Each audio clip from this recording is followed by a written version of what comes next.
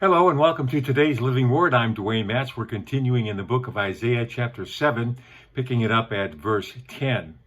Moreover, the Lord spoke again to Ahaz, saying, Ask a sign for yourself from the Lord, your God. Ask it either in the depth or in the height above. But Ahaz said, I will not ask, nor will I test the Lord. That's Isaiah 7:10 through 12. What is it? You ask for a sign to please God, or you ask for a sign and it's to his displeasure? I mean, what is it?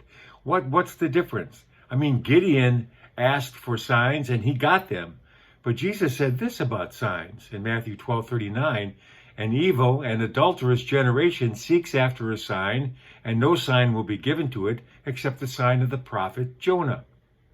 Seems to me it boils down to the attitude of the heart, doesn't it?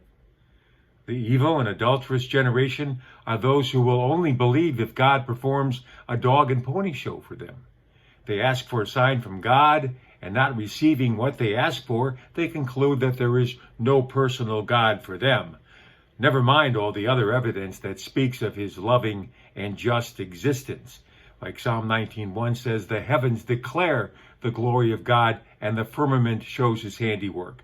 And Romans 1:20, for since the creation of the world, his invisible attributes are clearly seen, being understood by the things that are made, even his eternal power and Godhead, so that they are without excuse. Well, never mind all that stuff, God. When I say jump, I want you to respond with, how high? Well, in our text today, remember that King Ahaz, he was a wicked king. He didn't want anything to do with the ways of God.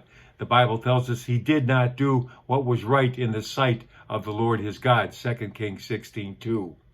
But in spite of his rebellion, God offers him to give him a blank check sign to prove that the Assyrians and the northern tribes of Israel will not conquer Jerusalem.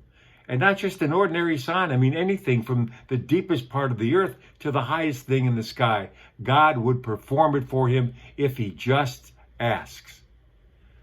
That really gives me a reason to pause here, because I wonder, what would I ask for should God give me such a personal invitation? What would you ask for? And I think that's a good place to stop for today.